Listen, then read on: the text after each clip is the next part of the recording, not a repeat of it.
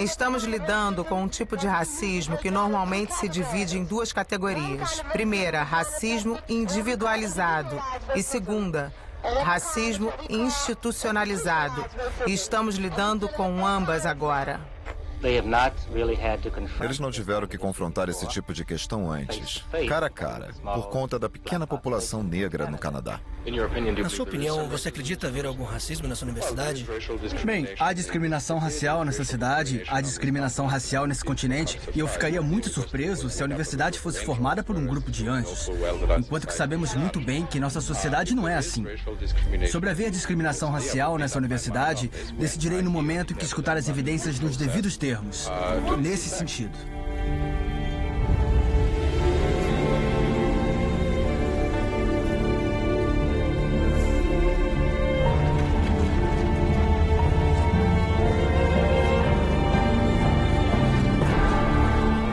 Nono andar.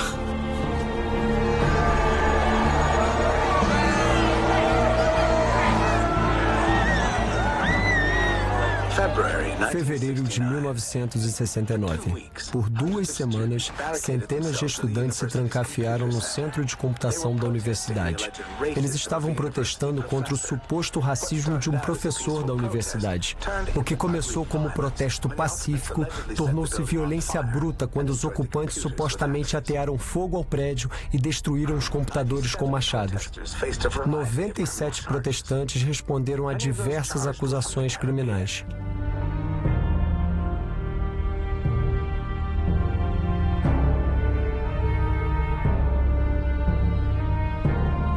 O incidente da Sir George Williams teve um efeito maior nos canadenses do que detalhes superficiais sugeririam. A rebelião do centro de computação ganhou uma estatura quase mítica como ponto de virada para as relações raciais no Canadá. O evento da Sir George é uma história. Uma história de um monte de circunstâncias que se juntaram. Nenhum dos indivíduos realmente importou.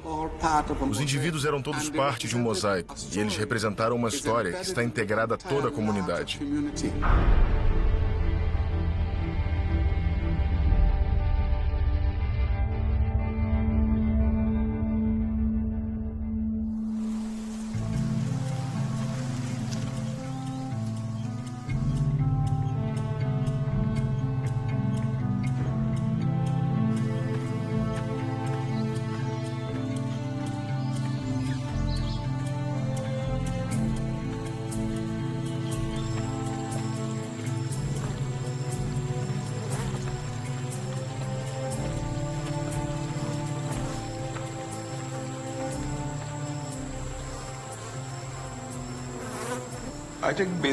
Eu acho basicamente o que me aconteceu foi que eu estava frustrado por volta de 65 ou 66 em Trinidad e Tobago.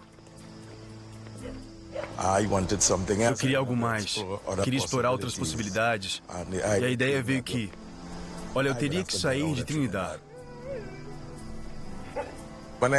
Quando comecei a me inscrever nas universidades canadenses, Sir George Williams fez algo que realmente me fisgou. Eles perguntavam coisas como que tipo de música eu gosto, se eu sou tímido. Eu senti que essa era uma situação em que eles começaram a me fazer sentir que podia fazer parte dali.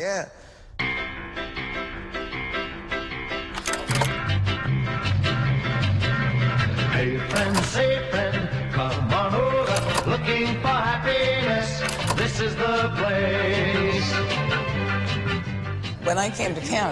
Quando vim para o Canadá, não me enxergava como imigrante. Eu me considerava mudando de uma parte do Império Britânico para outra. Eu vim para o Canadá com pouca consciência racial, pois Barbados era uma ilha pequena, nunca mudou de mãos. Sempre britânica, com uma população muito homogênea. Então, quando penso sobre isso agora, foi um pouco incrível e não me preparou nem um pouco para o que eu ia encontrar. Montreal. Para o mundo todo, o Canadá diz: venham para a Feira Expo 67. A maior exposição de negócios da história está aberta. Aqui tem o mundo todo numa miniatura colorida. Todos os pavilhões têm empolgantes diferenças, mas acima delas todas há a excitante unicidade. Um denominador comum que é humano e acolhedor. Foi uma grande promessa de diversidade. E, lembrem, esses são todos os termos novos. Quando eu estava crescendo, o termo era a Fraternidade Universal dos Homens. As pessoas que estão vindo aqui com a mente aberta terão uma chance de medirem a si mesmos em uma dimensão que é bem maior do que a dimensão em que normalmente se medem. Temos 70 países que estarão aqui com uma pele diferente, uma língua diferente, uma tradição diferente, uma arquitetura diferente, um estilo de vida diferente, um sistema político diferente. As promessas nunca podem se igualar à realidade da existência. E para aqueles que possam ter associado a Expo 67 com a experiência canadense, bem, esse seria um erro de julgamento.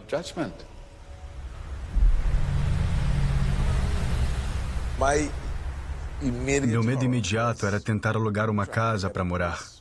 Eu me lembro de, em algumas ocasiões, usar o jornal e ligar para os lugares e me dizerem: venha visitar o local. E então, quando eu ia, a primeira coisa que me diziam era: aqui é uma república. Sentimos muito por não termos dito isso, sabe? Tive várias experiências dessa. E eu pensei comigo, eu disse: sabe de uma coisa? Me parece que é como se os canadenses fossem racistas, mas eles gostam de se desculpar por serem racistas.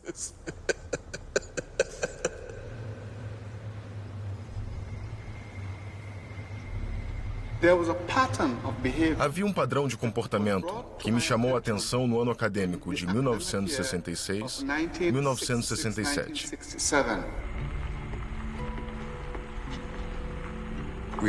Conhecemos o Anderson em um curso que nos preparava para a escola de medicina. E se você tivesse qualquer ilusão de entrar na medicina, você precisava daquele curso. Anderson era um palestrante que faltava a maioria de suas palestras, então tínhamos que estudar por conta própria. Anderson nenhuma vez nos supervisionou nos laboratórios. Mas nas vezes em que ele apareceu, ele sempre nos tratava por Sr. Ballantyne ou Sr. Bossop. Enquanto ele tratava os alunos brancos por John, Mary ou etc. Cerca de 8 ou 9 alunos negros eram reprovados regularmente. E não podíamos entender qual era a motivação para isso. Se fôssemos um grupo de imigrantes ingleses brancos que estavam se sentindo excluídos, nunca teria havido a suposição de que, por serem imigrantes, essas pessoas seriam, de alguma forma, intelectualmente inferiores ao aluno comum. Essa nunca foi a situação. Não é como se eu fosse um mau aluno. Nenhum de nós era mau aluno. Nós só colidíamos com uma parede de fracasso quando se tratava da aula do Perry Anderson. Minha experiência pessoal é de ter feito alguns laboratórios. Eu era bem meticuloso com o trabalho de laboratório e de entregá-los. Esses mesmos trabalhos foram copiados por uns 3 alunos, palavra por palavra. Eu tirei 7 pelos meus e aqueles alunos tiraram 10. Em algum lugar pelo caminho, na base de tudo isso, são elementos que podem ser vistos como racismo. E assim, para resumir, era disso que a acusação se tratava.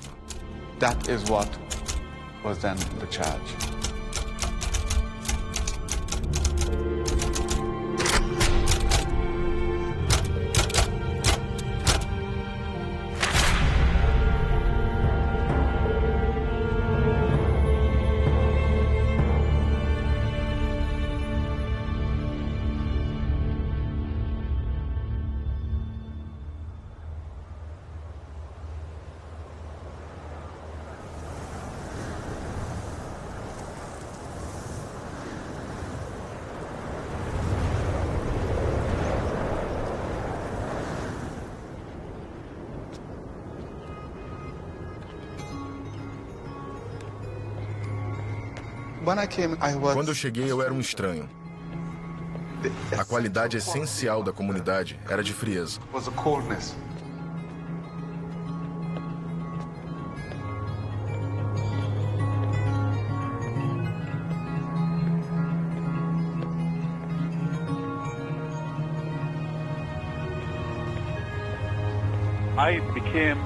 Tornei-me instantaneamente ciente de que eu era o outro.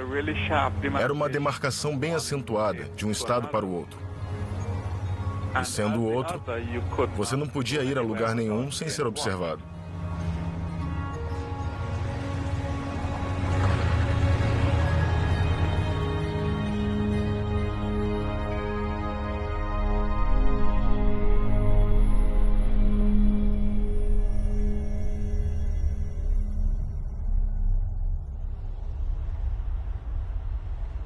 Nós, os alunos, sentimos que tínhamos o direito de sermos ouvidos, que nossas questões deveriam ao menos ser transmitidas, de que deveríamos ter uma audiência. Então, em abril de 68, havia 14 de nós que foram apresentar o nosso caso. Estou interessado no fato de que levou de abril de 68 a dezembro daquele ano para essa questão, que é uma questão vital para a vida de qualquer universidade adiante. Parece que durante aquele período, para mim, os alunos negros agiram com tolerância, com inteligência em uma situação que deveria ter sido uma situação de enorme frustração. A universidade decidiu que deveria formar um comitê para investigar. Eles quiseram resolver o problema com a administração da universidade.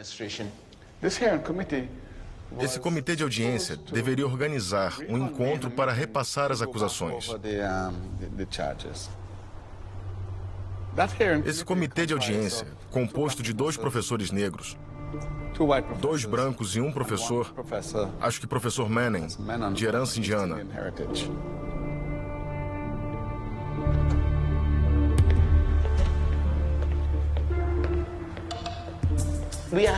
Nós aceitamos estar lá porque, em parte, queríamos ter certeza de que os estudantes tivessem uma audiência justa. Nosso trabalho era reunir informações dos estudantes a respeito das afirmações que eles fizeram e também reunir informações do professor para tomar uma decisão. Isso não me desceu bem, porque não se pode ser juiz e júri ao mesmo tempo.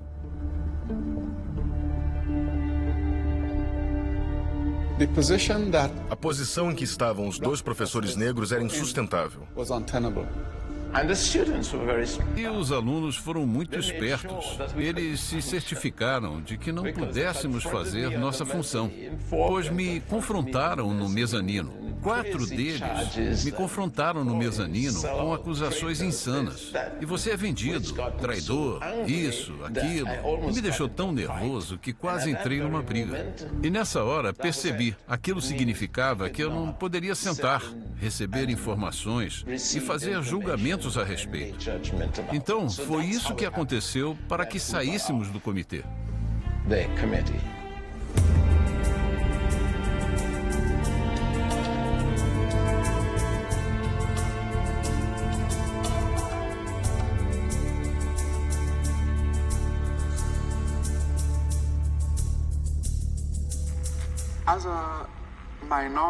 Como alguém de uma minoria, você tem que constantemente lutar com a noção que a maioria tem de quem você é. A questão que essa pessoa enfrenta para ser autêntica: quanto dessa noção que o outro tem, você acaba absorvendo? Como você reage contra ela, então?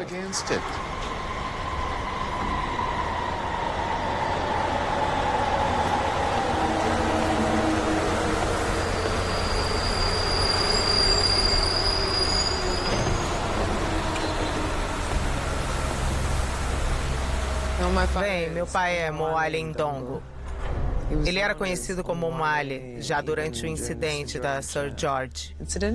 Seu nome era Kennedy Fredericks. Seu nome de batismo era Kennedy Fredericks. Kennedy esperava tirar boas notas, especialmente em biologia, para sua graduação em medicina. E isso que aconteceu foi devastador para ele. Meu pai certamente estava envolvido desde o começo, quando acusaram o professor de racismo. Eu cresci com o caso da Sir George sendo parte da minha história e eu estava sempre com isso em mente. Sempre que alguém repetia a história para mim, falavam: eles queriam acusá-lo de tudo, sequestro e tudo mais. Mas ninguém nunca me contou o porquê de sequestro. O que me lembro especificamente é que eles estavam fartos. Então Kennedy e mais alguns decidiram que iriam ao escritório do diretor, que era um diretor interino na época, O'Brien, e exigiram, literalmente, esse é o termo que usaram, essas são nossas exigências. Exigimos isso. Não sairemos daqui até que tenhamos respostas para essa questão. E não permitiram que ele saísse. Ou ele sentiu que não podia. Se te disserem a vida toda que negros são violentos, e 5 negros entrarem no seu escritório e disserem: ou você nos dá respostas, ou não sairá daqui. Como os neurônios no seu cérebro se uniriam para interpretar isso?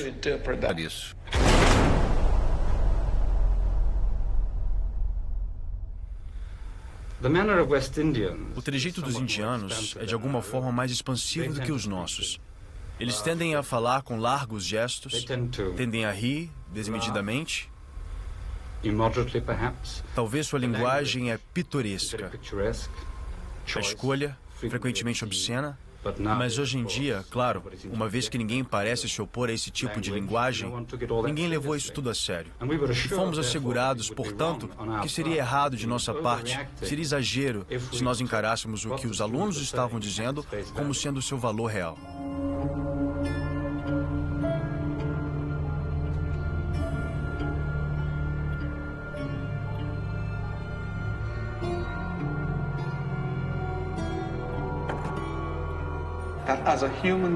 Como um ser humano, você era diminuído. E diminuído de um jeito que não lhe dava muitas, se não alguma, oportunidade para reparar isso. Como se no meio do caminho as premissas de escravidão implícitas haviam se tornado institucionalizadas. Você não podia ter uma voz. Você devia aceitar o que quer que empurrem para você simplesmente porque ele era decretado. Em algum momento, fica muito difícil ficar quieto e aceitar isso. Dizem que se você é branco, vale tanto. Se é marrom, não é bom. E se é preto, não tem direito. Esse é o sentimento geral dos alunos da Sir George agora? Não. Bem, quando eu vim para a escola hoje cedo, quando vim para Sir George como um ex-aluno, estava surpreso e chocado. Nunca pensei que veria em momento algum tamanha demonstração de intolerância como a que aconteceu na lanchonete ontem. Pretos, voltem para casa. Esse era o cartaz que estava exposto na lanchonete ontem. O que é importante sobre o cartaz é que, bem na semana passada, no nosso parlamento, na nossa sociedade justa, um membro do parlamento levantou e disse algo bem parecido com isso. Ele estava dizendo que deveriam mandar os caribenhos para casa.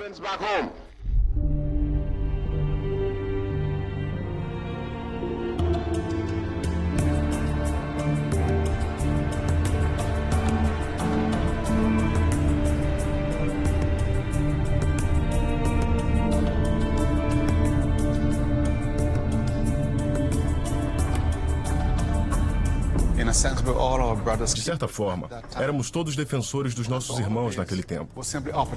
Para todos, aquelas eram meramente oportunidades para demonstrar solidariedade para com pessoas que sofriam de limitações parecidas por um sistema que determinava poder real, classe, oportunidade.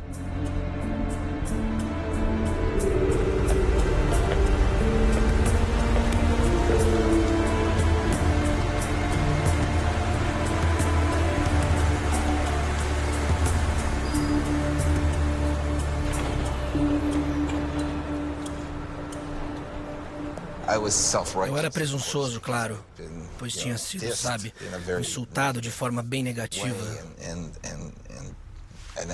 de forma antissemita, então o policial estava, sabe, lá estou eu, um moleque de 12 anos e esse policial bem alto, ele está tentando nos fazer circular e eu falando, bem, não, eu não vou a lugar algum, até você prender esse cara, sabe, porque ele me chamou de judeu sujo, entende? O policial me olha como se eu fosse louco, então ele tenta me assustar para me fazer andar. Então ele abre a porta de trás e diz, quer entrar? Eu te levo para a delegacia? E eu disse, aham. Então ele me levou para a delegacia e me fez sentar lá por umas horas. Aí chamou meu pai. Era domingo. Meu pai não era muito bem-humorado. Ele chega e aí estão contando para ele sobre como fui mal educado e grosso com o policial e tudo mais. E eu tentando dizer algo, sabe, tipo, contar para o meu pai o que aconteceu e todos dizendo, não, cala a boca, cala a boca.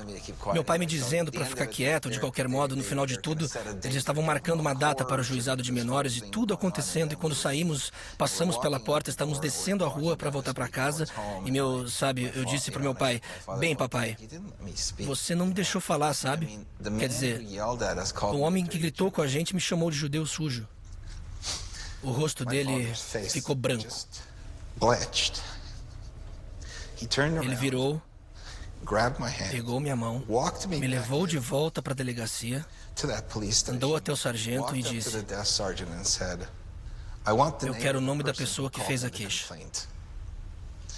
Aí falaram, bem, nós não temos. Ele falou, vocês não deveriam pegar o nome de qualquer um que fizer uma queixa, porque aquele senhor fez um comentário antissemita para o meu filho, e eu quero isso resolvido. Bem, para resumir a história, eles ficaram bem mansos, muitos, sabe? A situação mudou inteira. Esqueça juizado de menores, esqueça disso. Vamos só, sabe? Desculpe, foi um engano. Tudo acabou e voltamos para casa. E olha, esse pode ter sido o motivo pelo qual participei do Sr. George, porque depois disso, meu pai nunca me falou nada. Mas minha mãe me contou depois como ele estava orgulhoso.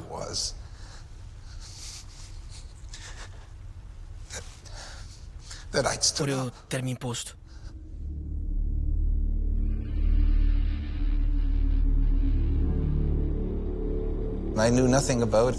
Não sabia nada sobre o incidente até um dia em janeiro, quando aconteceu uma reunião importante no grande auditório no piso principal.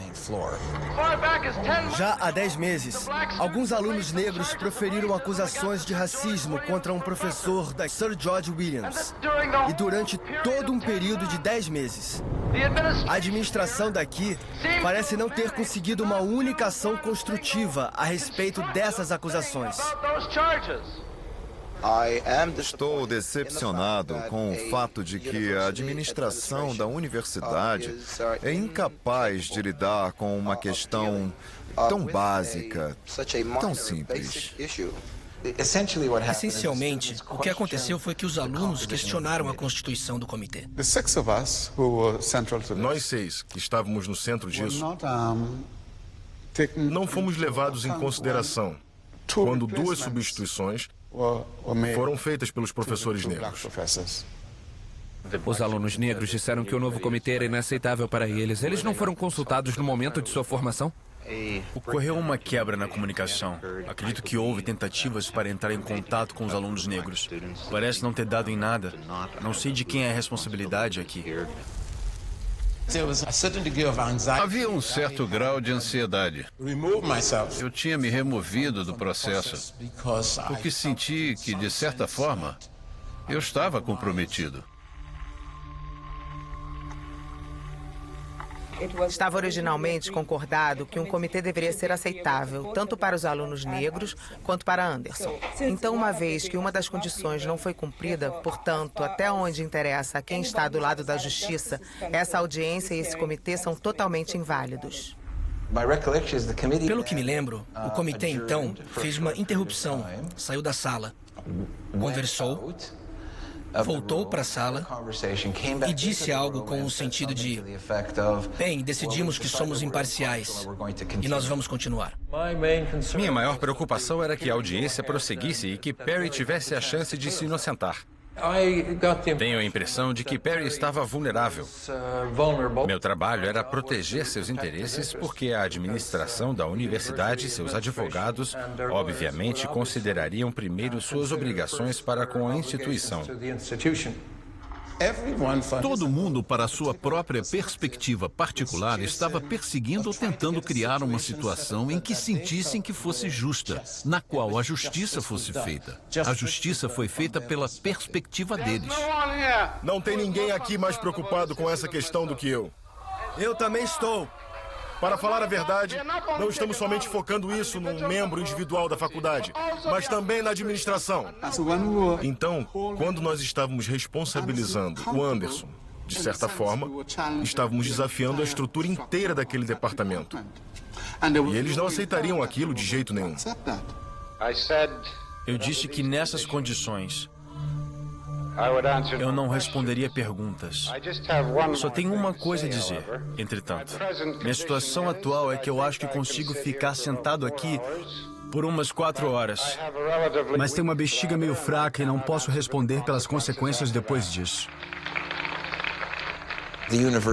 A universidade estava se portando de uma maneira inadequada, injusta, e realmente não estava dando a atenção que era necessária. Kennedy Frederick só se levantou e estourou porque não estávamos progredindo. Todos os negros podem vir aqui para frente. Aqui para frente. Todos os interessados em justiça. Desçam aqui. Desçam aqui. Senhor Lyon? Senhor presidente, Eu gostaria de convidar a plateia desse auditório a se acalmar.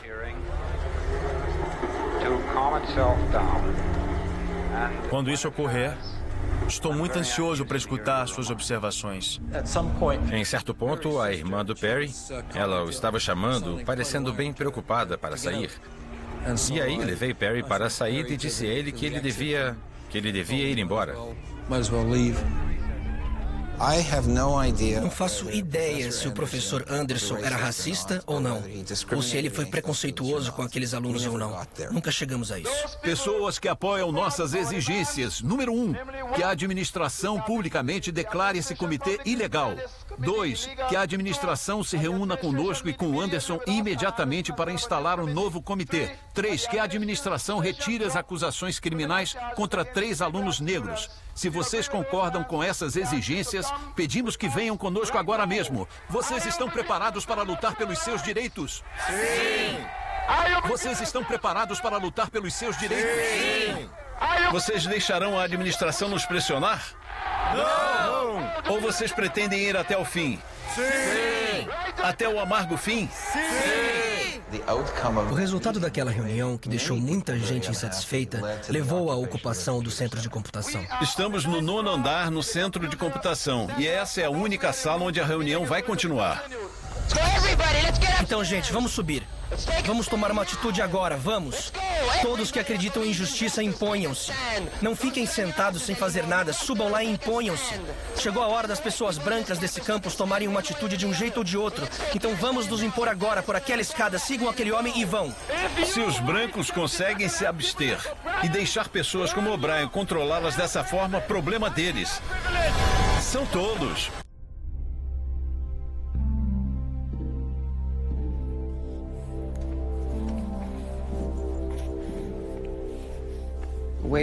Bem, antes da mamãe nascer, seu avô correu sérios riscos por uma causa justa. Eu não cresci de verdade com meu pai por causa de como sua vida se desenrolou após aquele incidente. Acho que tinha uns 6 ou 7 anos. E acho que alguns dos meus tios e tias se sentiram na obrigação de me contar sobre meu pai. Cresci com essa imagem dele, essa figura incrível de militante ativista que era muito corajoso e inteligente. Às vezes eu sinto mesmo que a história dos meus pais está presa a mim.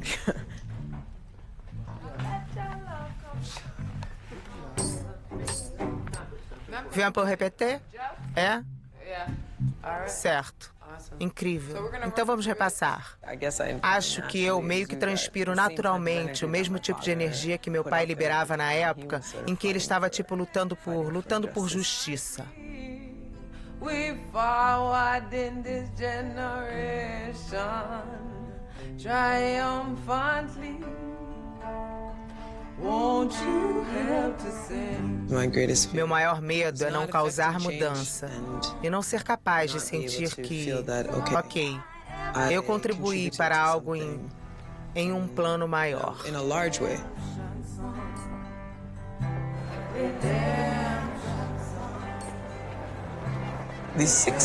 Os anos 60 foram um período poderoso e, para muitos jovens, inclusive para mim, conflituoso.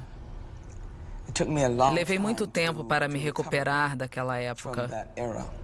Foi poderoso porque tocou muitas pessoas. Como é que teria acontecido de uma geração inteira estar preparada para fazer sacrifícios e conceber uma noção de que algo tinha que mudar porque o cheiro de mudança estava no ar? Essas são ocasiões de euforia, quando você tem pessoas se reunindo por uma causa e todos estão otimistas e todos apoiando o que pensam ser uma causa justa. Então, era certamente uma ótima atmosfera. Havia um grande senso de camaradagem. E quando a ocupação aconteceu, nós fomos para ter certeza de que não daria errado. Obviamente, queríamos que a questão fosse resolvida e essa era a intenção. Esse era o objetivo, sabe? Era o que esperávamos. Vamos dar uma olhada na ação na Universidade Sir George Williams esta noite e agora. Enquanto falamos, cerca de 200 alunos ainda ocupam o centro de computação. Eles tentaram manter o local limpo. Não houve vandalismo. Enquanto a ocupação completa seu quarto dia, questões ainda estão em um impasse e a administração está considerando seu próximo passo. Parece claro agora que essa não é uma questão pretos ou brancos. A administração não está fazendo nada porque não precisam. Parecia para aquela pessoa iludida de 21 anos que eu era na época, afetado por tudo, que realmente que um conflito armado era meio que o único jeito de as coisas mudarem. O que eu tenho para dizer é muito pessoal, mas afeta cada um de vocês. Ouçam, houve pessoas que ficaram aqui e chamaram vocês de racistas. Agora eu vou chamá-los de racistas. Eu vou chamá-los de racistas por uma ótima razão, porque eu era racista. Porque, é claro, eu sabia da opressão aos negros, mas nunca havia feito nada. Enquanto eu não tiver feito nada, eu sou um racista. Enquanto vocês não fizerem alguma coisa, vocês são racistas.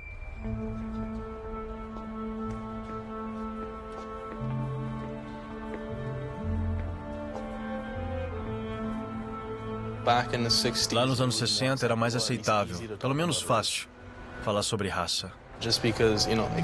Só porque, sabe, racismo explícito ainda existia de um jeito que não existe mais. Então, suponho, naquele tipo de atmosfera carregada política e socialmente, raça era um tópico mais aceitável para trazer à tona. Agora, hoje temos uma situação estranha, onde não temos racismo explícito do mesmo jeito que temos racismo implícito. Hoje, o que, na minha opinião, é muito mais perigoso. É um racismo que não vemos. Está escondido em piadas, escondido em instituições, está escondido em ações governamentais.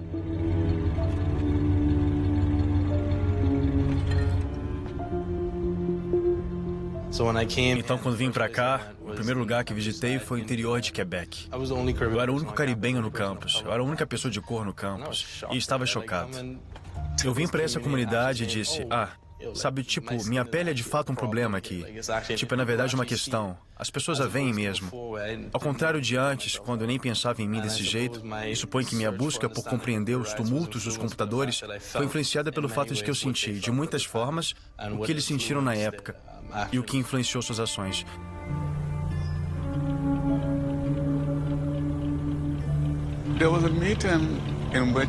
Houve uma reunião na qual ocorreram discussões a respeito de qual deveria ser o próximo passo na ocupação.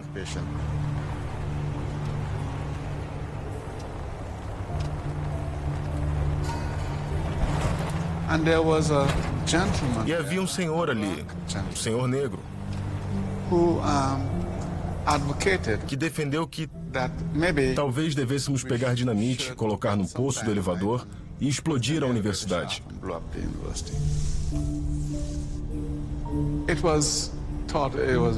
Consideraram a sugestão meio revoltante. Mais tarde descobri, muitos anos depois, que ele era um infiltrado. Esse tipo de truque sujo fez parte da força policial na América do Norte desde sempre. Então não era incomum. Queremos justiça! Queremos justiça! Queremos justiça!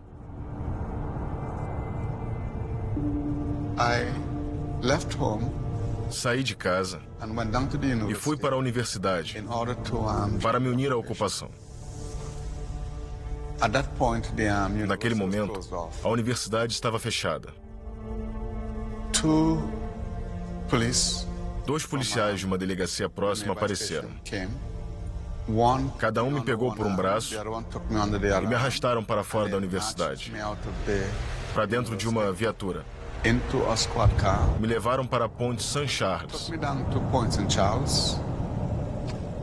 Me deixaram sair e me disseram que se me vissem perto da universidade, eu seria preso. E essa foi uma das primeiras vezes na minha vida em que eu realmente temi por ela.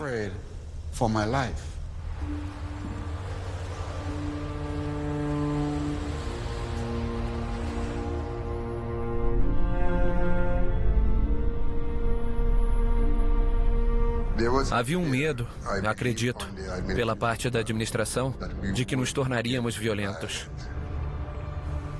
Quer dizer, esse era o problema significativo.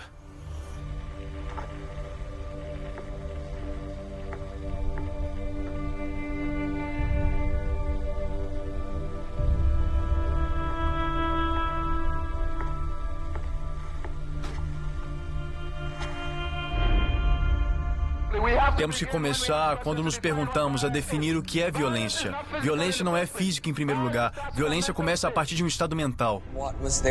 Qual era o maior medo deles? Pois medo é um estranho estado mental. E medo tem um jeito de produzir exatamente aquilo que se teme. Vocês têm medo de pessoas negras? Por quê? Perguntem-se por quê. Comecem a pensar e comecem a chegar a algumas conclusões construtivas.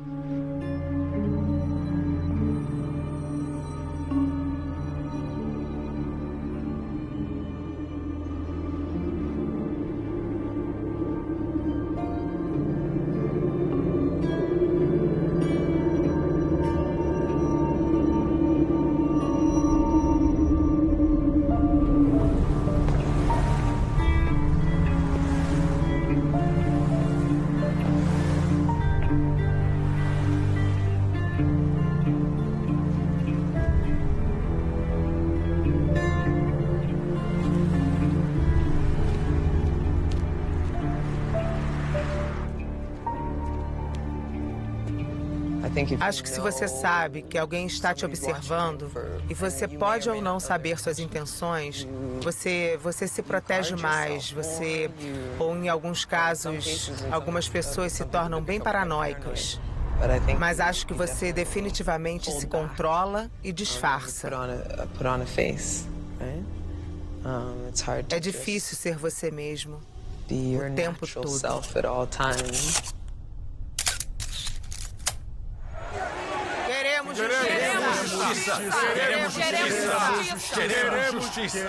Estávamos somente esperando que eles viessem e dissessem, ok, vamos escutá-los. Prevíamos que isso teria acontecido, sabe? Não esperávamos que todos na administração fossem racistas. A visão da situação era que, em primeiro lugar, estávamos extremamente felizes em vermos que no último documento que os alunos negros enviaram ao vice-diretor, que tinha nos pedido como uma parceria por nossos comentários a respeito, ressaltamos que estávamos extremamente felizes por vermos que os alunos estavam, de fato, prontos para negociar. Os advogados nos disseram que haviam chegado a um acordo. E os alunos vieram a acreditar que tudo tinha terminado e que eles receberiam as exigências que tinham pedido.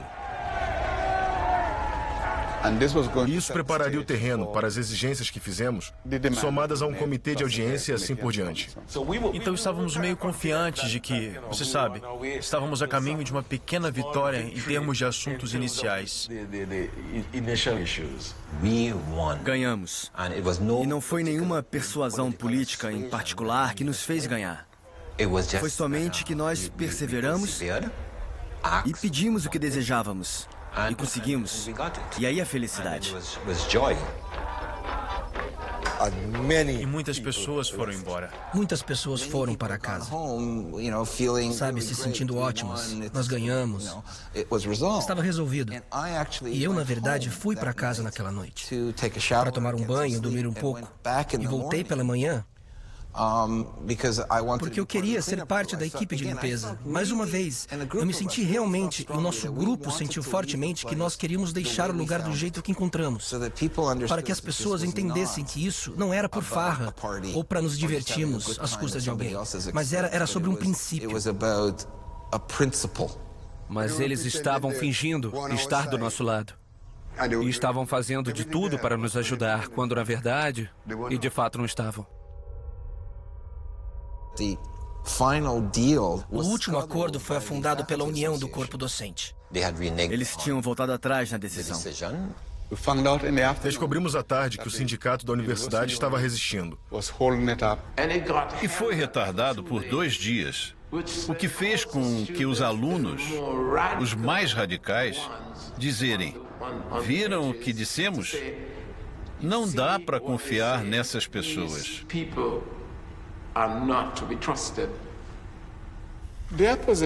A posição deles era que não tínhamos direitos. E eles não tinham responsabilidade. Fomos enganados. Não foi uma vitória.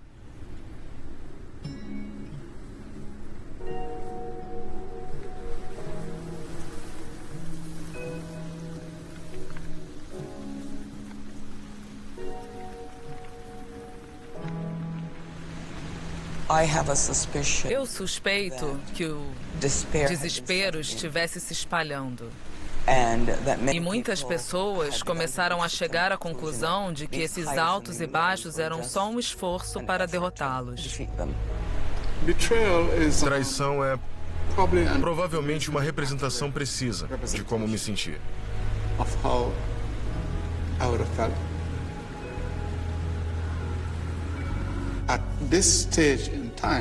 Nesse ponto da história, eu vejo que ter esperado outra coisa foi muito ingênuo.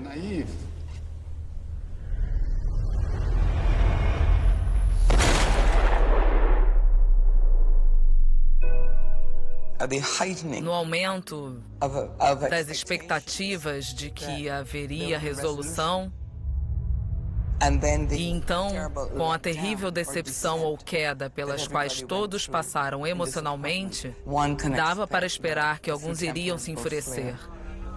Os alunos, eles disseram que se dane, vamos arriscar tudo. Eles imediatamente bloquearam o campus do 7º andar para cima. E havia pessoas marchando lá embaixo. Tinha 2 grupos de pessoas. Umas dizendo, matem-nos, ou algo assim. E outros protestando em nosso favor. Tive a impressão de que havia confronto entre as 2 forças nas ruas. Ok, você vai mantê-la? A manifestação? Isso mesmo. Até quando? Até nossos irmãos saírem. Eu estava do lado de fora da universidade. E era a primeira vez que entendi o que era. Como um negro encarar uma multidão branca, onde sua vida está na balança. E entre a multidão e o nosso grupo tinha uma linha de policiais de azul.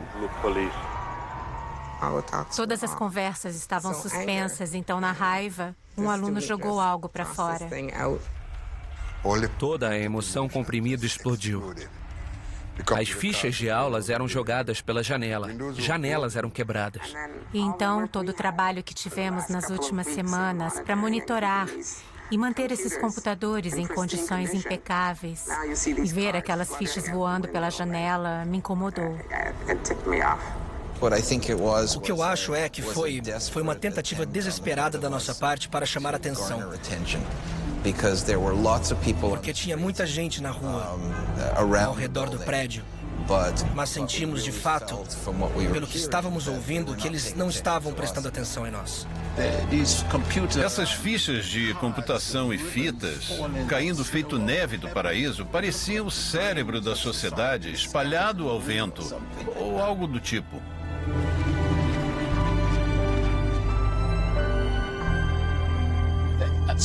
Em algum lugar pelo caminho, a questão parou de ser sobre o Anderson. Todos se esqueceram do Anderson. Ele era como uma pessoa só flutuando por aí. Flutuava ao redor, mas não era realmente sobre ele.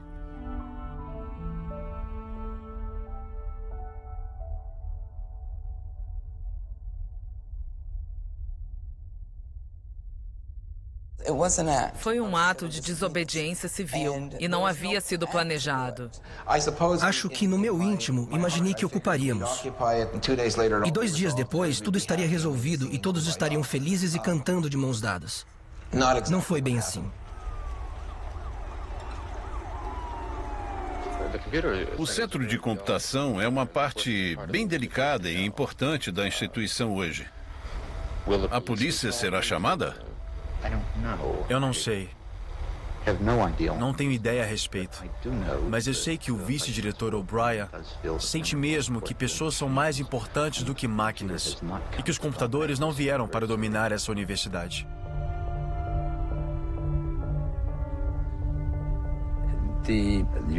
A universidade decidiu pôr um fim à ocupação e pedir à polícia de Montreal para intervir. E eu fui mandado à rebelião como observador e testemunha.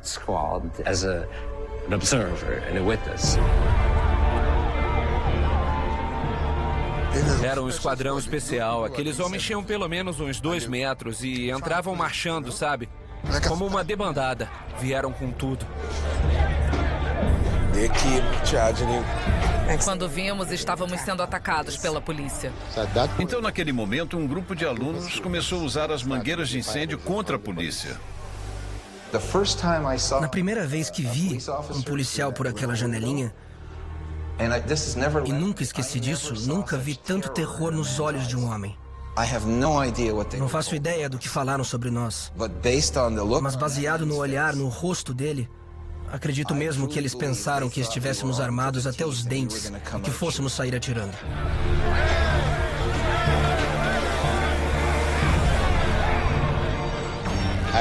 Estava apavorado. Estávamos trancados. Não podíamos sair pela frente porque seríamos presos. Tentamos pelos fundos e descobrimos que a porta estava bloqueada.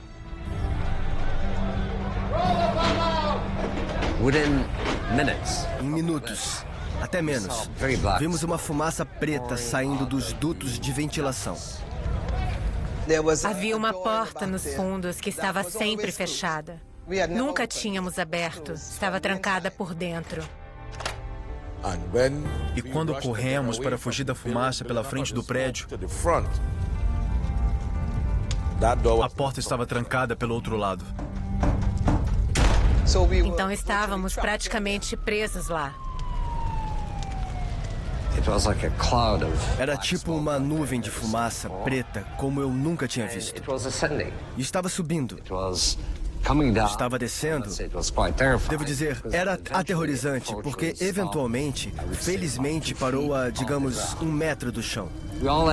Todos acabamos, a polícia também, de joelhos no chão. Foi tão rápido. Vocês estavam com medo? Muito. Tive medo que meus colegas e amigos lá em cima estivessem sendo queimados vivos.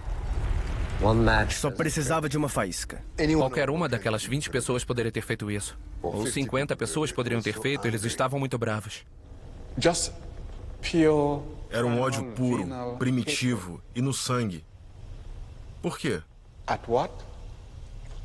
Por ser um negro? Aquilo me chocou profundamente, claro, pois significava que havia pessoas ali que não ligavam de ver outras morrerem. Aquilo me atingiu com força. E tive que processar a ideia de que seres humanos são capazes de fazer qualquer tipo de coisa que eu nunca antes sonhara ser possível.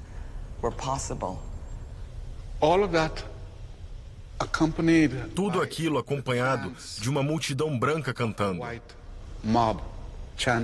deixem os negros queimarem. As pessoas gritavam: queimem, negro, queimem.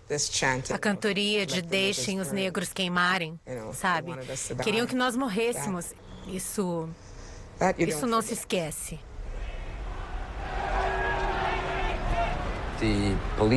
A polícia aparentemente disse à universidade que não subiria ao 9º andar para desmontar os bloqueios e tirar os alunos se os representantes da universidade não estivessem lá para poderem testemunhar que não haveria violência ou brutalidade. Felizmente, puderam derrubar a porta a machadadas para que saíssemos. E foi então que a tropa de choque entrou e começou a remover as pessoas. Começaram a nos bater assim que saímos pela porta. Éramos 4 garotas e alguém nos levou. Estávamos no elevador e então no andar de baixo, na hora, um policial, na verdade, maliciosamente nos disse que pessoas tinham morrido. Vários alunos apanharam bem feio.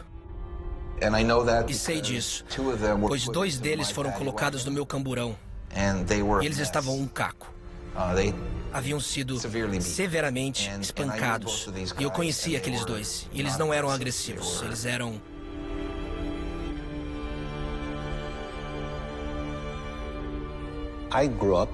Cresci em Trindade. Era uma pessoa bem humilde. Eu era um escoteiro. Nós, escoteiros, servimos as pessoas. Trabalhamos com os idosos, trabalhamos com as crianças. Lembro de algumas coisas específicas. Eu fui, sabe, tipo, esbofeteado no nariz, um soco, mas eu me lembro mais das outras pessoas que apanharam. Sua mão podia estar sangrando, mas você não estaria pensando no seu ferimento, sabe? Você quer ter certeza de que todos estão... de que tudo está bem.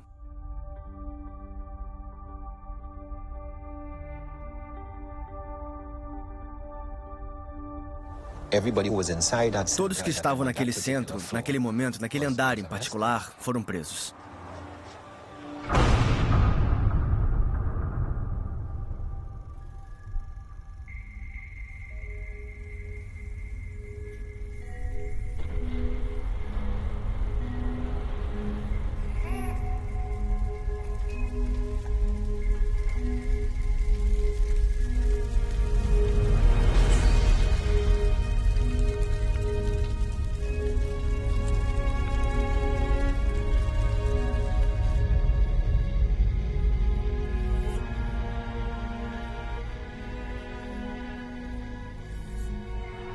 Originalmente, tínhamos planejado ir ao escritório do O'Brien, mas era muito pequeno.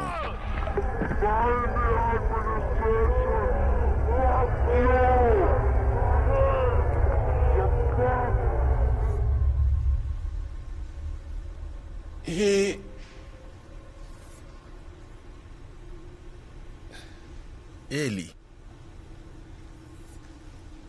Kennedy era brilhante. Vibrante.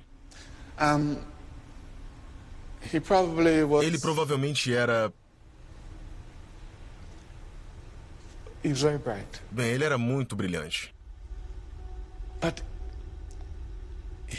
Mas perdeu a fé. Veja, Kennedy. Minha lembrança de Kennedy era que ele acreditava nos princípios que a universidade deveria ter estabelecido e que a realidade do que tivemos que enfrentar era demais para ele.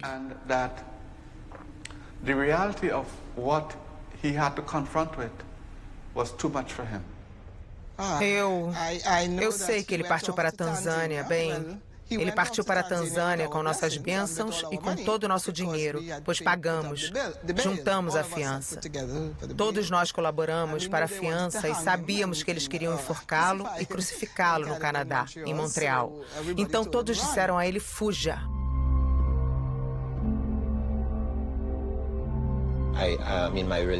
Quer dizer, eu realmente tive que ir atrás dele, pois ele sentiu muita dor, decepção e desilusão e sabe, eu realmente me dói, sabe, ver onde ele chegou e não curtiu a vida ao máximo. Quando tal questão tem causado tensão mental e física e colapso físico aos alunos, então se começa a questionar sobre o direito de existir de uma universidade assim. Meu pai tinha passado por momentos sérios de problemas de saúde mental desde todo o incidente da Sir George. Estava sendo muito difícil para ele, continuar com a vida sem ter aqueles demônios meio que o perseguindo.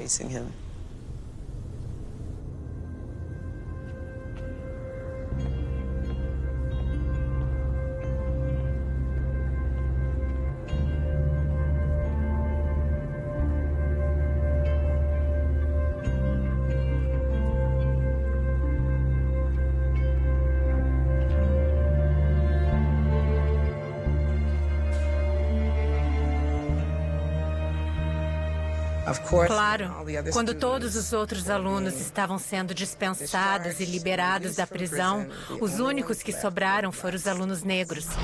À 1 da manhã vieram e me levaram para fora da minha cela e me sentaram com a polícia, sabe? Bem como num filme, sob uma luz e tudo mais. Ele acendeu um cigarro e se aproximou cada vez mais do meu rosto, até que uma hora acabou me queimando. Você ainda acha possível negociar ou o dia de conversas terminou? Bem, acredito que se negociarmos agora será através de barras.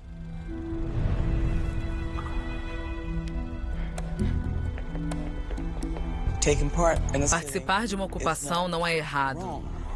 Não é nem ao menos ilegal, na verdade. Eu consideraria alegar ser culpada de algo do qual não considerava ser pela falta de princípios no momento.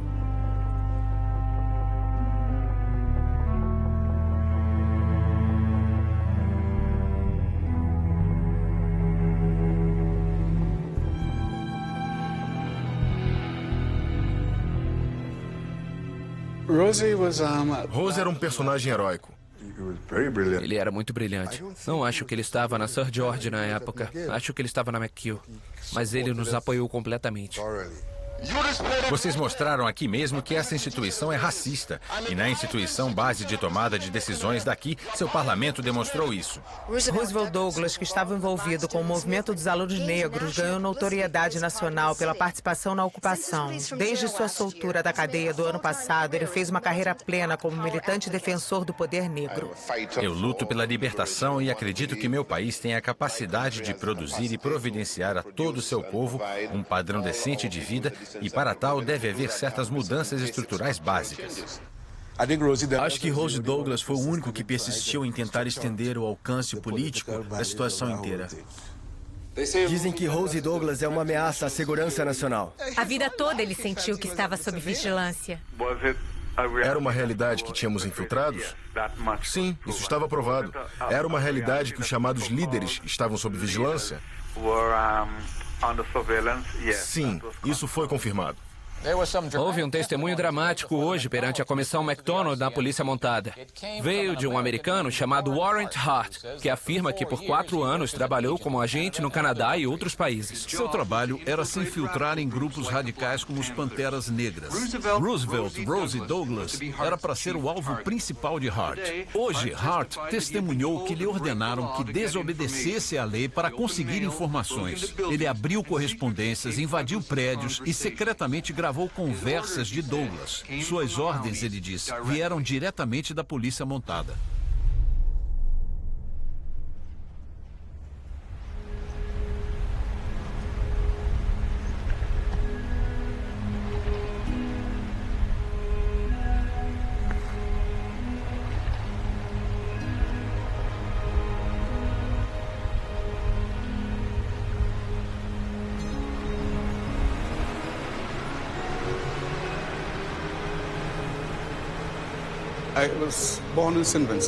Nasci em St. Vincent. Do momento em que cheguei, curiosamente, meu pensamento sempre foi: pelo menos voltarei para casa.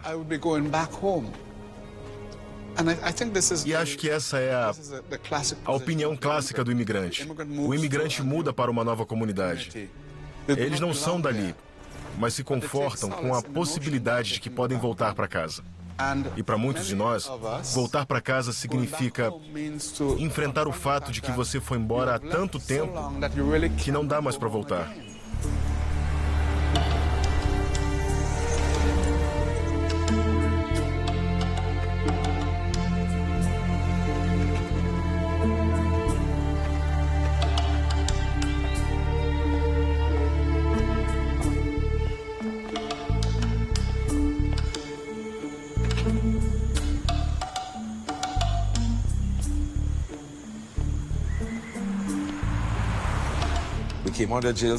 Saímos da cadeia por volta de junho e em dezembro daquele ano retornei para Trinidad.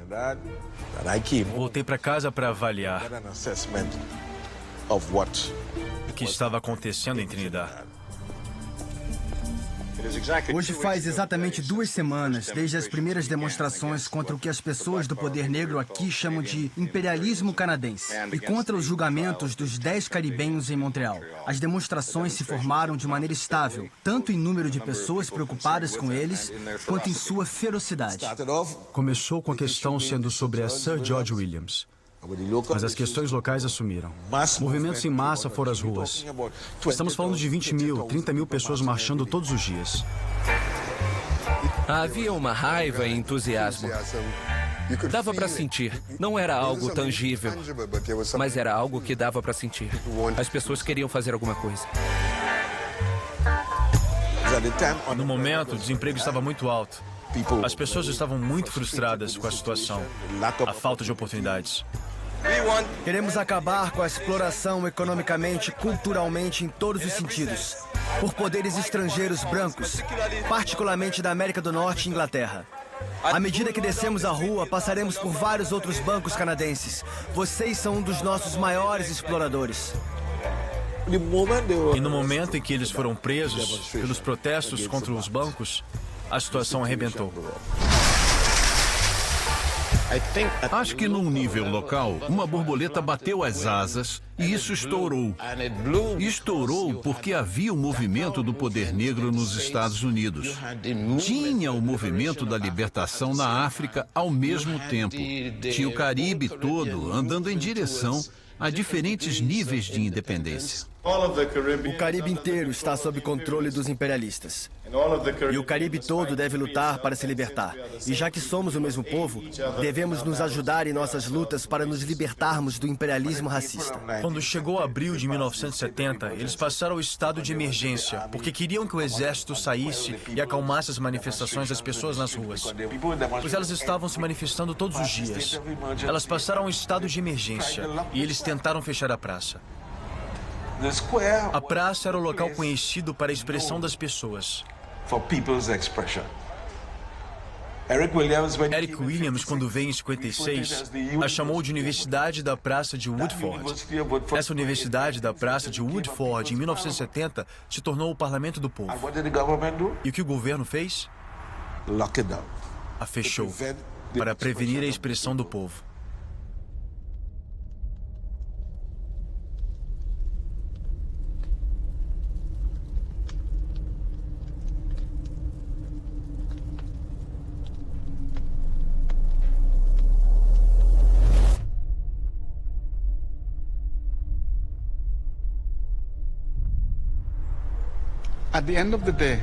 No final, a questão do momento era se esses alunos eram suicidas ou somente totalmente estúpidos para atear fogo que resultasse num incêndio, que não destruiria simplesmente os computadores, mas que colocaria suas vidas em risco.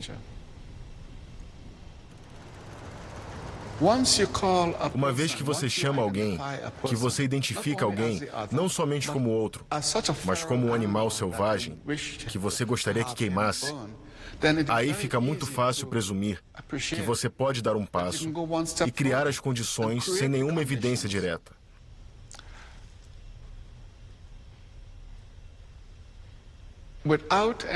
Sou da opinião de que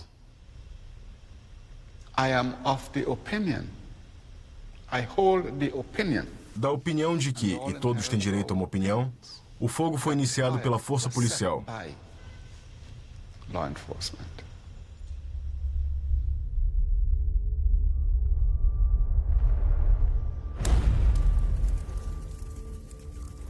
Ninguém nunca me disse exatamente quem tinha sido. E seria ridículo começarmos o incêndio, pois estávamos trancados lá dentro. Ninguém foi capaz, ou quis, ou pôde dizer que viu alguém fazer alguma coisa que... E existe uma certa solidariedade que, veja, era uma injustiça pela qual pagamos o preço. Então ficaríamos juntos.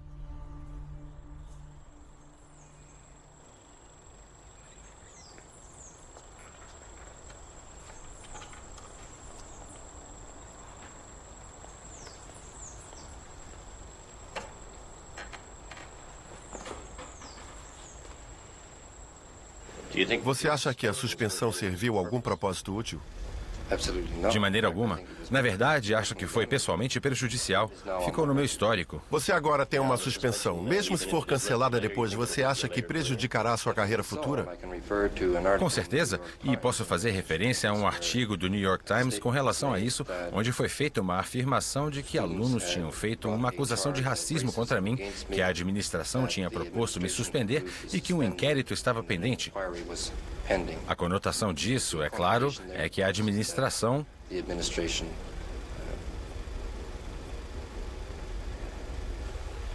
possivelmente me considerava culpado. Você não sofre uma acusação dessas, a não ser que esteja acontecendo. Quer dizer, as pessoas não tiram conclusões apressadas assim, porque não há uma boa base para isso na cultura em geral. E, nesse sentido, Perry era tão culpado quanto eu, ou qualquer outro, de ser culturalmente parcial, certo? E não acho que foi uma parcialidade pessoal, mas ele era parte da parcialidade cultural.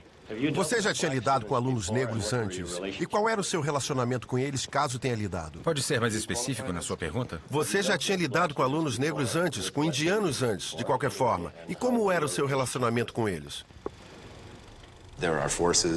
Há forças e movimentos políticos em sociedades que realmente são, sabe, muito mais poderosas do que os indivíduos. Nisso ele sentiu muito que se deveria estar ciente disso na vida, pois ele não estava. E ele sentiu muito que foi pego por algo que ele não compreendia. Bem, sinto que a pressão sobre meus ombros desde dezembro passado era mais subconsciente do que qualquer coisa. E foi só recentemente que percebi como eu estava mentalmente deprimido naquele período. Mas você não percebeu na época, quando a pressão estava em seu ponto mais alto? Não, eu não acho que tenha percebido quão deprimido eu realmente estava.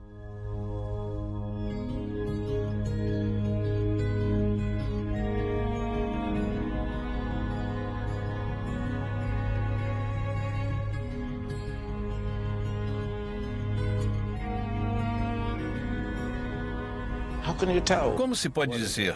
O que é um racista? Em qualquer contexto particular, cada um de nós pode ser racista. O que importa é o nível de controle que temos sobre nossas egoístas exigências genéticas. Essa é a diferença entre alguém que é um racista consciente e mau e alguém que está simplesmente respondendo a um tipo de eu preciso garantir minha sobrevivência e preciso reagir de forma que reúna minhas necessidades pessoais. E se alguém ou algo que é diferente de mim ou incompreensível aparecer, eu os bloqueio ou os excluo. Agora, acho que todos somos capazes desse tipo de resposta. A questão é, se aprendemos como controlar isso para termos o máximo de harmonia e paz e seguirmos adiante juntos contra um mundo externo, físico que nem sempre nos dá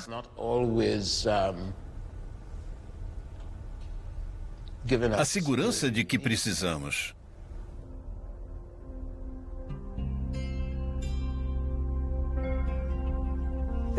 As coisas não mudaram muito para o meu filho.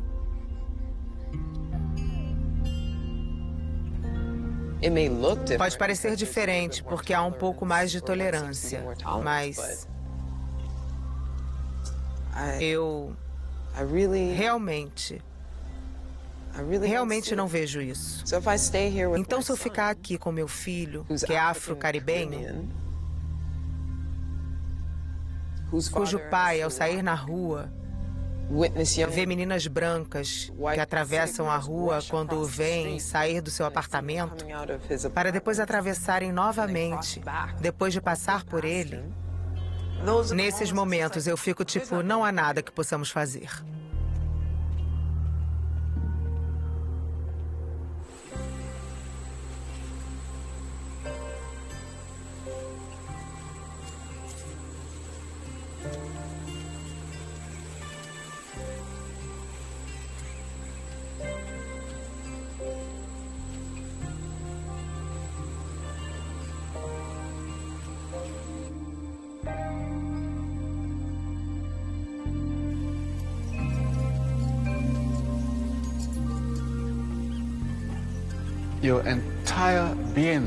Todo o seu ser está envolvido em tentar mudar algo.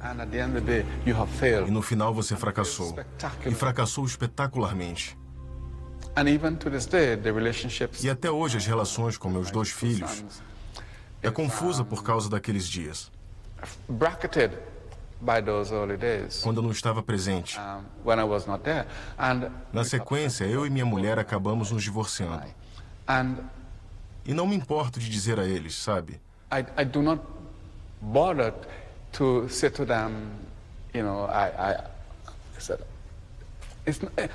Eu nem digo. Eu nem disse que sinto muito, pois dizer que sinto muito pressupõe que eu deveria ter feito algo diferente.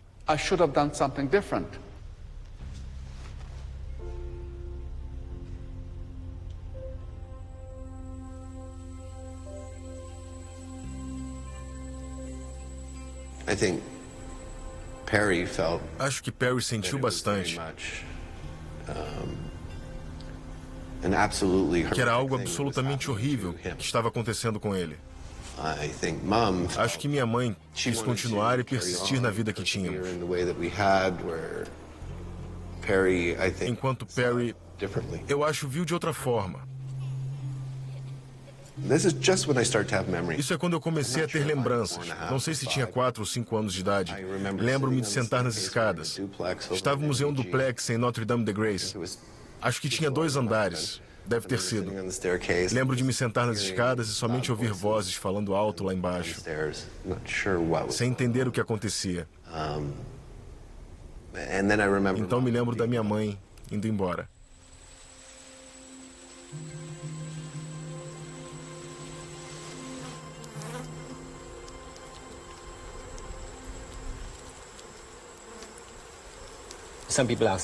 Algumas pessoas me perguntam, bem, quanto vive uma abelha? Mas aí eu nunca considero isso. Pois uma abelha é só uma abelha e nada mais. Então, se essa mesma abelha, se eu marcá-la, ela provavelmente morrerá e pronto. Mas tem outra abelha que está fazendo as mesmas coisas, produzindo o mel. E o mel de milhares e milhares de anos é a mesma coisa. No, while you're working, I think sometimes you reflect a lot, you meditate a lot, you think a lot. Agora, enquanto você trabalha, às vezes acho que você reflete muito, medita muito, pensa muito. Você está em contato com muitas coisas. Você tem chance de resolver coisas. Questões aparecem e você as resolve. Um momento para entrar em você e se entender. E quais são as suas crenças? No que você acredita? E pelo que está passando? E essas coisas são resolvidas na sua cabeça. E que você é só um viajante. E isso remove o medo.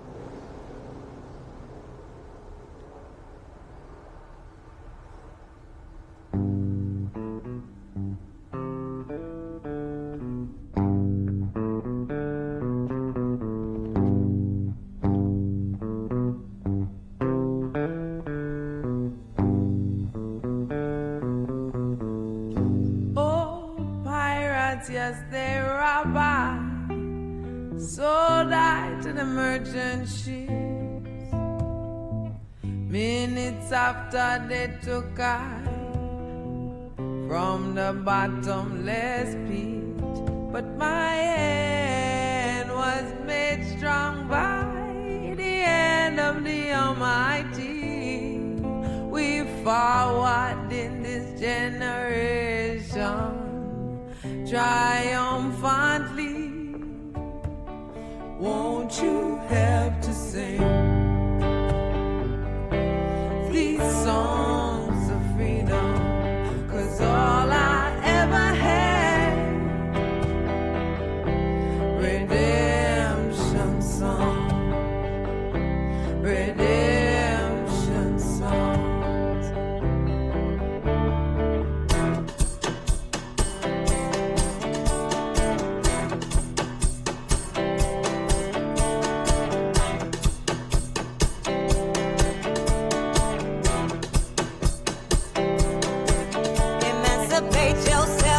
Mental slavery, none but ourselves can free our mind. Have no fear for atomic energy, 'cause none of them can stop at the time. How long shall they kill our prophets while we stand aside and look? Some say it's just a part of it. We've got to fulfill the book.